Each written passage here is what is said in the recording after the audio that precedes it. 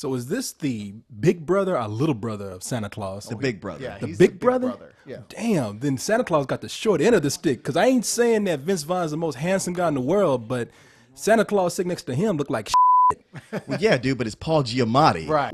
But still, what disease do you have that makes you grow a gray beard before Vince Vaughn? Well, you know, it's the magic thing. It's all magic. He's a saint and there's magic. I mean, the premise being he's the brother, but Santa or Nick, such a good guy, he actually becomes a real saint. And with that are all these magical codicils. That's code for Santa Claus is on that shit.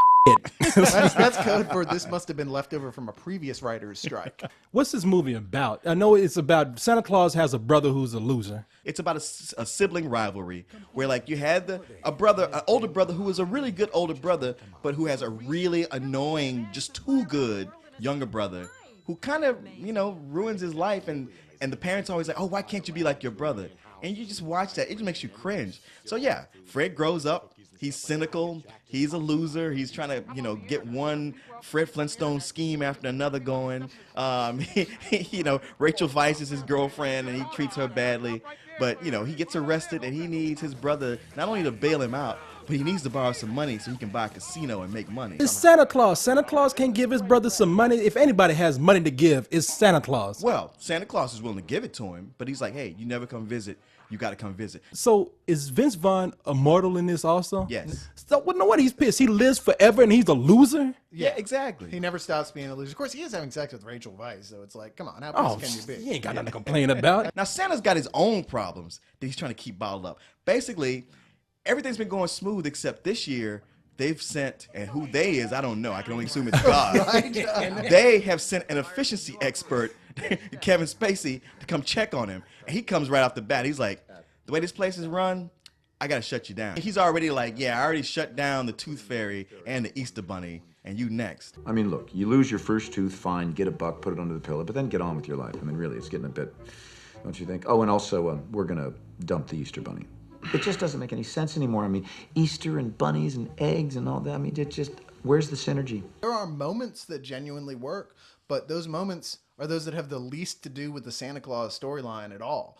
The movie's not that bad. It wasn't painful. Like, I've seen movies that are bad where they just hurt you. And this wasn't one of those, because I thought this movie started out funny. And it's got a lot of potential. It's got a lot of good ideas behind it. And the beginning of it I liked, and the end of it I liked. But in the middle, it really drags for no reason. And it's one of these where you feel like you're watching, like, I guess they had no ideas. But honestly, an aggressive editor could tighten this movie up, and it could be an instant classic. What do you think? I don't know. It doesn't seem to know whether or not it wants to be for adults or for kids, because it's rude for adults, but a little too rude for kids. And yet, it's so dull through most of it. I mean, there are cool special effects sequences here and there. I'm just not sure they're marketing it for. It's certainly not for me, because I wouldn't pay to go see this. This would definitely be a rental for me, no question. It'll be perfect rental. Kids there really did like the movie, and it's enough about it to enjoy that in the middle part when it gets dull, you can walk out and go drink some eggnog. Okay, and come back in all f***ed up. Exactly. This movie, you know what I don't like about it?